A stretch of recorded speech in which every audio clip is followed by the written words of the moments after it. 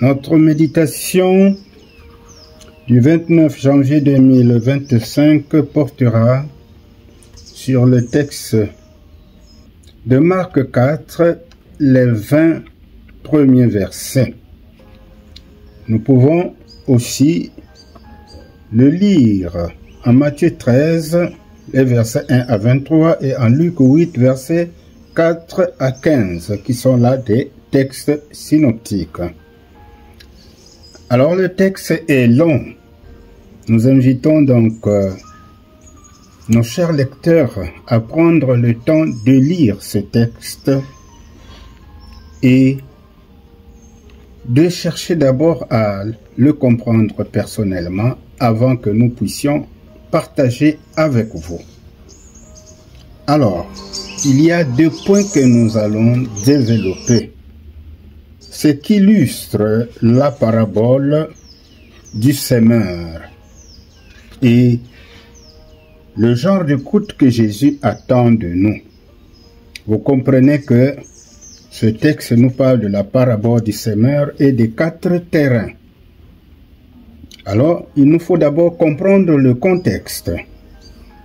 À l'époque de Jésus, les semailles sont faites à la main, car la culture mécanisée n'a pas encore apparu.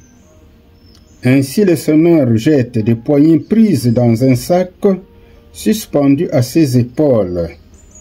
Même les semeurs les plus habiles ne peuvent pas empêcher que des graines tombent sur le chemin ou se perdent parmi les pierres et les épines, ou encore soient simplement emportées par le vent, ce qui nécessite de beaucoup s'aimer pour qu'une quantité suffisante de graines tombe dans la bonne terre et assure une bonne récolte. Alors, venons-en au premier point, ce qui illustre la parabole. Eh bien, ce 4e chapitre de Marc introduit une nouvelle phase de ministère de Jésus, celle de l'enseignement en parabole. Et nous abordons là un tournant décisif de son évangélisation. La parabole du semeur illustre ainsi une nouvelle forme de prédication de la parole de Dieu. Le semeur représente ici le Seigneur, qui sème la parole de Dieu, le Seigneur Jésus. Le terrain est l'auditoire de la parole de Dieu. Cet auditoire est réparti en 4 catégories que nous pouvons nommer ci-après. Donc, il y a celle dont la sémence tombe sur le chemin. Ensuite, celle dont la sémence tombe dans les lieux pierreux. Ensuite encore, celle dont la sémence tombe dans les lieux pleins d'épines. Et enfin, celle dont la sémence tombe dans une terre arable. Venons-en à l'auditoire dont la sémence tombe sur le chemin. Eh bien, c'est la catégorie des personnes dont le cœur ressemble à un chemin. La sémence, c'est-à-dire la parole de Dieu, ne peut pénétrer et s'installer dans le cœur, car le diable qui s'oppose à la conversion d'une âme s'empresse d'enlever la sémence et reste à la surface, en présentant au cœur les choses qui le distraient. La sémence est souvent ravie avant même qu'elle ne sorte du lieu où elle est répandue, c'est-à-dire l'église ou tout autre lieu de prédication. La deuxième catégorie d'auditoire, celle dont la sémence tombe dans les lieux pierreux ou un lieu rocailleux. Dans un lieu pierreux, la terre est souvent peu profonde, ce qui fait que la sémence peut lever aussitôt, mais les racines ne peuvent aller en profondeur pour puiser la nourriture de la plante. Dans ces conditions, la plante finit par faner et flétrir. C'est ce qui se passe chez l'auditoire de la deuxième catégorie qui pourtant manifeste de la satisfaction d'avoir entendu l'évangile. On a peut-être dû prendre cela pour de la conversion, mais le cœur de ces personnes peu préparées se heurte à la séduction du monde et aussitôt le cœur naturel revient au galop. Troisième catégorie d'auditoire, celle dont la sémence tombe dans les lieux pleins d'épines. Ce terrain est peu propice à recevoir la sémence, c'est-à-dire le cœur. L'auditoire de cette catégorie reçoit la parole, autrement dit la sémence, mais celle-ci n'est pas assimilée pour délivrer le cœur des soucis de ce siècle, de la tromperie des richesses et des convoitises à l'égard d'autres choses.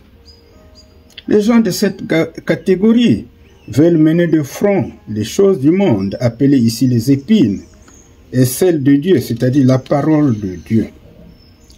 Cela dure un temps, puis finalement, les soucis du monde étouffent la parole et les effets qu'elle a pu produire pendant un temps, d'où aucun fruit ne vient à maturité.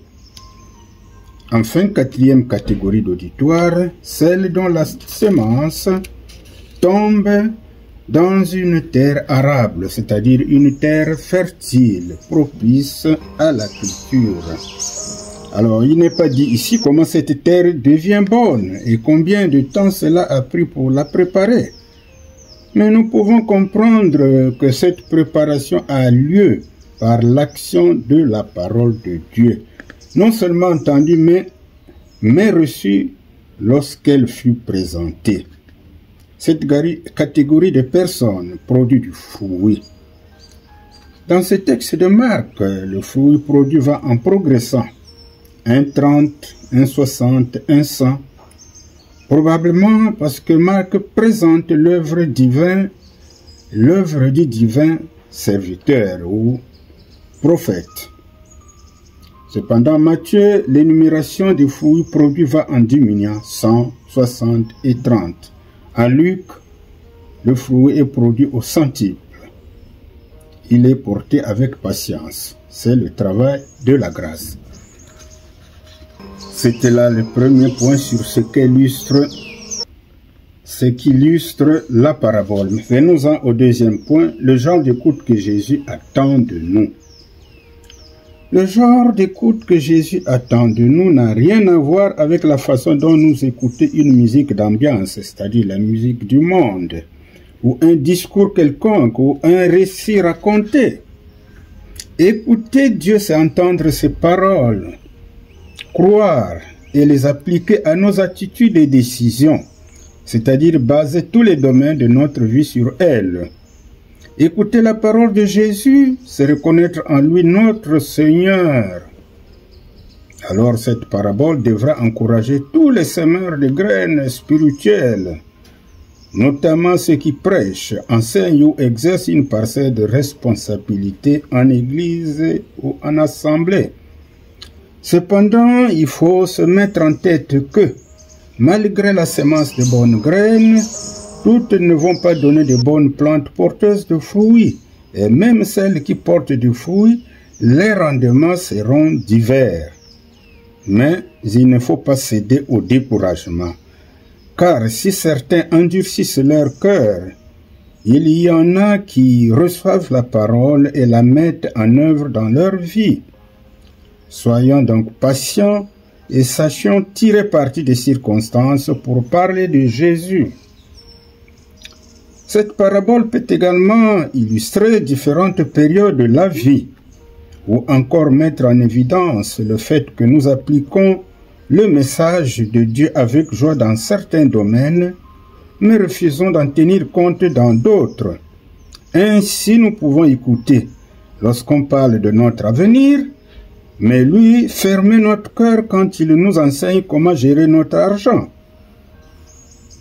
Nous pouvons donc ressembler à la bonne terre lorsqu'il s'agit d'adorer Dieu, mais réagir comme une terre rocailleuse ou épineuse lorsqu'elle nous demande de donner à ceux qui sont dans le besoin. Voilà, mes bien-aimés dans le Seigneur, ce que nous avons pu tirer de ce texte, mais quelle application en faire à notre vie? Nous allons nous poser quelques questions. Des quatre terrains, lequel illustre votre vie, cher lecteur? Êtes-vous conscient de la nature de votre cœur? Efforçons-nous d'être un sol fertile dans tous les domaines et en toutes circonstances.